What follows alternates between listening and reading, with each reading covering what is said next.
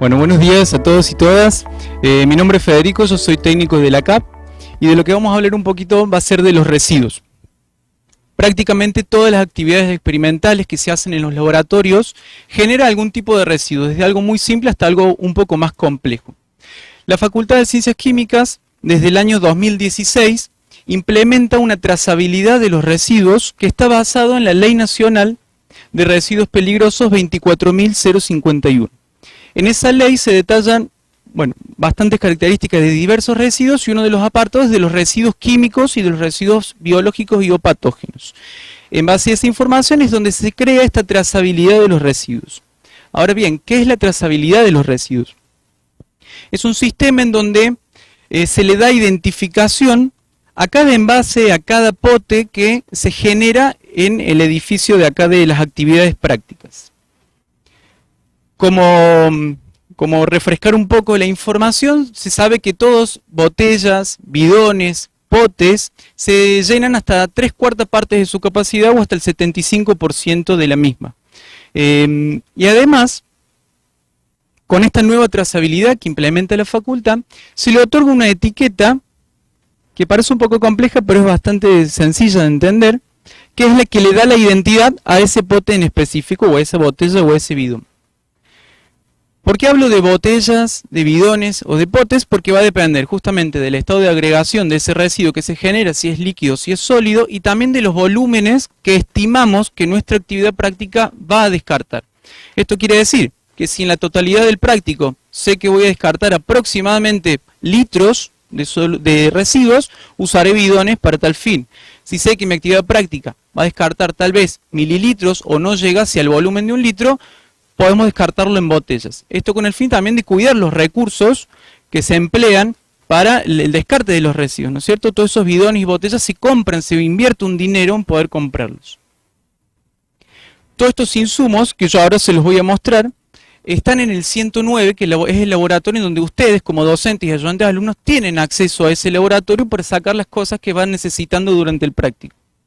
Algo importante que de aclarar, que en este nuevo sistema de trazabilidad, solo el docente a cargo de la actividad práctica es el responsable y el autorizado de poder sacar estos envases de residuos y poder anotarse en el cuaderno de la trazabilidad, porque es el responsable de la actividad. No así ayudantes alumnos y alumnas no pueden retirar insumos para los residuos. Es lo único que no pueden retirar. De ahí en más, después que mis compañeros les van a contar, ustedes sí tienen acceso. ¿Con qué nos encontramos en esta etiqueta que identifica al envase de residuos? Vamos a encontrar que tiene los datos institucionales, que son de acá de la Facultad de Ciencias Químicas, el nombre que se le otorga a esa corriente de residuos, y es importante saber que estas corrientes de residuos están detalladas en la Ley 24.051. Nosotros en Pañol tenemos el listado completo de todas las corrientes de residuos, por si alguna vez necesitan hacer una consulta, nosotros se lo podemos facilitar. Luego, ¿qué tiene esta etiqueta? Además, todos los datos que se corresponden a la actividad práctica que se va a realizar. El nombre de la asignatura, el número de trabajo práctico, el laboratorio donde va a ir ese envase de residuos, la fecha en la que retiro ese envase de residuos del 109 y algo muy importante que es un número de control. A partir del segundo cuatrimestre de este año, o sea el que comienza justamente ahora en agosto, esto sufrió un leve cambio para facilitar y hacer más sencilla el número de control. Antes ese número estaba preestablecido, entonces vos venías, retirabas el envase, botella, bidón, buscabas ese número en un cuaderno de registro, que yo lo voy a mostrar, y ahí completabas. A partir de este segundo cuatrimestre eso no existe más. Este número de control se lo asigna el docente cuando retira y va a anotarse en la planilla, ve cuál es el último que está anotado y se anota siguientemente ahí. Entonces se genera un orden consecutivo de los números, ¿no es cierto? 1, 2, 3 y así sucesivamente. Teneme por favor el pasador. Este es el cuaderno en donde ustedes registran qué bidón, qué botella, qué pote se llevan del laboratorio 109.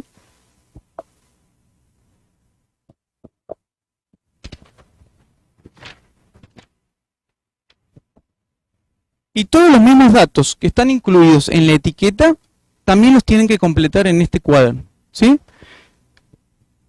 El número de control, la fecha, la asignatura, el número de trabajo práctico en donde se va a utilizar, el laboratorio en donde se va a utilizar, la corriente de residuos que van a generar y quién es el docente responsable que retira ese envase de residuos, ya sea para líquidos o para sólidos. Acá tenemos un ejemplo de los bidones que usamos para descartar los residuos, como les mencionaba, siempre hasta las 3/4 partes de su capacidad. O si no, tenemos también a disposición botellas si el volumen va a ser menor. A veces ocurre que, por ejemplo, se llenan 5 botellas que podrían ir perfectamente en un bidón, o a veces encontramos bidones que apenas tienen unos pequeños mililitros en un bidón que es para 5 litros. Si bien todo esto que yo estoy diciendo, el responsable es el docente, ayudantes alumnos también pueden conocer esta información para ir orientando al docente o avisar al docente, mira, se está llenando la capacidad del envase, habría que ir a buscar otro, ¿sí? Es bueno que todos conozcamos. Y potes también de distintos, para distintos pesos, por si hay que descartar residuos sólidos que se pueden generar durante la actividad. Esto es lo que le mencionaba recién, solamente que aprovechamos y lo trajimos acá en físico. Es importante que siempre lo que yo completé en la etiqueta también esté registrado en el cuaderno, ¿sí?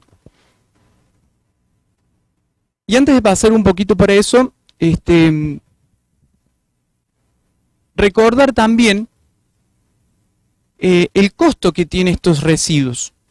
Porque nosotros vemos el bidón y vemos la botella, y como decía la vicedecana al principio, es una inversión de dinero. Aproximadamente cada bidón de residuos cuesta entre 1.200 y 1.500 pesos el costo por bidón para descartarlo la empresa que se lo lleva. Actualmente, hasta el primer cuatrimestre, se generaron más de 600 envases de residuos entre líquidos y sólidos. Entonces, multipliquemos eso por los costos que tiene y vamos a ver números bastante grandes. Entonces, también cuidar un poco el recurso y hacer un buen uso del recurso. Ahora bien, ¿cómo sé yo qué corriente de residuo utiliza mi actividad práctica? La determinación de esa corriente justamente la determina el docente, que hizo las revisiones con Fernanda, que saben de qué se va a tratar esa actividad práctica y se sabe qué residuos se van a generar a partir de las reacciones y demás. Si no conocen la corriente de residuos, nosotros los podemos orientar, les podemos facilitar el material del listado que otorga la ley, para que, bueno, luego de su análisis químico, en la mayor parte de los casos, o el que corresponda, poder determinar qué corriente le voy a asignar a ese envase. Si tienen dudas, en la tapa del cuaderno de registro están detalladas todas las letras I con el número correspondiente y qué tipo de familia química va en ese residuo. Y eso es algo muy importante también de saber, que no se descartan solo por las familias químicas, sino también en base, por ejemplo, bueno, qué compuesto es el más peligroso de esta mezcla que se generó, qué compatibilidad química tiene al mezclar estas dos sustancias. Ustedes saben, y si no saben se los cuento, ha habido varias series de accidentes, desde el 2015 han habido unos 2 o 3, en donde, por ejemplo, el ácido acético es el que ha estado involucrado en ese tipo de reacciones no previstas, ya sea en el carro o cuando se generan los residuos. Entonces, eso es uno de los puntos en por qué también debo registrar este envase de residuos, porque nos da un rápido acceso a la información de qué es lo que contenía ese bidón. Al estar tan identificado, yo puedo saber rápidamente qué es lo que se generó en ese residuo, ¿no es cierto? Y eso es lo que ha dado lugar a respuestas rápidas y a nuevos planeamientos a la hora de, bueno, justamente evaluar esta trazabilidad de los residuos. No es que vamos a acusar a nadie que, mira, vos firmaste. No, eso no ocurre. Es simplemente saber que si Juan Pérez fue quien retiró este envase de residuos, yo puedo acercarme rápidamente a Juan Pérez y preguntarle qué descartaron, cómo descartaron, qué se usó en tu actividad práctica, ¿sí? Eso es mucho importante y es el fundamento de esta trazabilidad. Ahora bien, descartamos nuestros residuos líquidos, nuestros residuos sólidos, etc. Pero en el laboratorio también se generan residuos como los papeles absorbentes y los guantes. Ustedes van a encontrar que en todos los laboratorios hay una serie de cestos en donde claramente el cartel dice solo descartar guantes y papel absorbente contaminados químicamente. No va ningún otro tipo de residuo. No va la caja de guantes vacíos, no va la cáscara de la banana, no va la yerba del mate, no va la botella plástica del agua, solo guantes y papel. Y esto también tiene un porqué. Si se fijan, el color de la bolsa es blanca. Ese color identifica específicamente a ese tipo de residuos, guantes y papeles contaminados químicamente. Y acá se abre otra ventana al decir que nosotros somos parte de una cadena en esta gestión de los residuos. Porque desde facultad se envía a universidad y universidad es quien abona el tratamiento de estos residuos. Pero quien generó particularmente esa bolsa, ese pote o ese bidón fue la comisión a la cual yo estoy a cargo, ¿no es cierto? Entonces, si la cadena va funcionando, todo este sistema de gestión funciona, desde nosotros hasta donde termina. Por supuesto que nosotros no podemos ser responsables de lo que ocurra ya a nivel facultad o a nivel universidad, pero sí somos responsables de lo que ocurre en nuestro laboratorio en la actividad que está a mi cargo. Bueno, ¿dónde descarto entonces la yerba, la caja de guante vacío, la botella? Todo eso se consideran residuos urbanos. Van en los cestos con bolsa negra de los pasillos de la facultad. Y también, esa bolsa blanca, ustedes cuando la retiren del laboratorio 109, le van a anotar el número del laboratorio a dónde va a ir esa bolsa, ¿no es cierto? Con el fin también de, si algo ocurriese en esa bolsa, porque aunque no lo creen, han habido reacciones químicas en esas bolsas también, bueno, saber en qué laboratorio se utilizó y poder también tener un rápido acceso a la información sobre lo que se descartó. Pero también en nuestra facultad se hacen actividades prácticas en donde los residuos son biológicos y o patógenos. ¿Cómo es el descarte de estos residuos? ¿Tiene una trazabilidad como de los químicos? Bien. El edificio de actividades prácticas no tiene boca de expendio de residuos patógenos. Estos residuos están a cargo de cada departamento que va a dar esa actividad.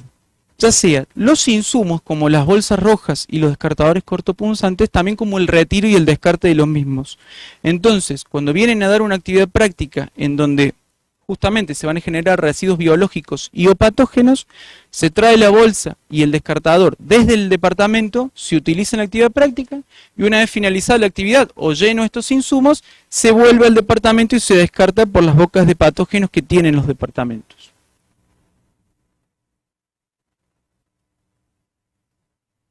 Por ejemplo, en estos casos también puede ocurrir que las actividades prácticas utilicen pipetas Pasteur plásticas, tips, jeringas, agujas, etc. ¿Cómo se descartan estos tipos de residuos? Bueno, las agujas van en los descartadores cortopunzantes para tal fin que seguramente conoceremos que tienen un milimetraje, un grosor específico. Pero para el resto de estos materiales que son sólidos y son descartables, se utilizan potes de residuos que los van a contener. Y acá también se nos abren dos vías. Si estas jeringas, tips o pipetas Pasteur están contaminados con solamente sustancias químicas, se sigue la trazabilidad de residuos, a ese pote se lo etiqueta con la etiqueta de residuos químicos y se va a descartar. Pero si estas jeringas, tips o pipetas Pasteur, entre otros, estuvieron en contacto con fluidos, con plasma, con sangre, con cultivos bacterianos, etc., o algún residuo patógeno biológico, se descarta en las bolsas rojas o con la corriente o con el sistema de los residuos patógenos que recién mencionaba y también se van al departamento. Algo importante también a detallar es que estos potes son descartables. ¿Qué quiere decir? Que si yo los llené de tips, no tengo que vaciar los tips en la bolsa y dejar el pote disponible. No, el pote entero con los tips es el residuo y luego repondré en otro pote que siempre hay a disposición en el laboratorio 109. Y hay actividades prácticas que generan otro tipo de residuos como hierbas y plantas, por ejemplo. Las asignaturas de farmacia o la asignatura de botánica son algunas, entre otras muchas. ¿Cómo se descartan estos tipos de residuos? Bueno, bajo el mismo concepto dependiendo con qué se las trató. A veces hacen, por ejemplo, un arrastre de vapor de agua, donde solo estuvo en contacto la planta con el agua. Eso no tiene un residuo químico, es simplemente un residuo de hierbas y de las plantas. Se pueden descartar en las bolsas negras de residuos urbanos de los pasillos tranquilamente sin ningún tipo de problema. Ahora, si estas hierbas o plantas tuvieron contacto con alguna sustancia química, por ejemplo en una extracción con tolueno, eso sí ya genera un residuo químico. Entonces esas plantas irán en un pote rotuladas con la corriente que le corresponda al tolueno o al solvente con el que se ha utilizado la extracción, por ejemplo, de esa actividad.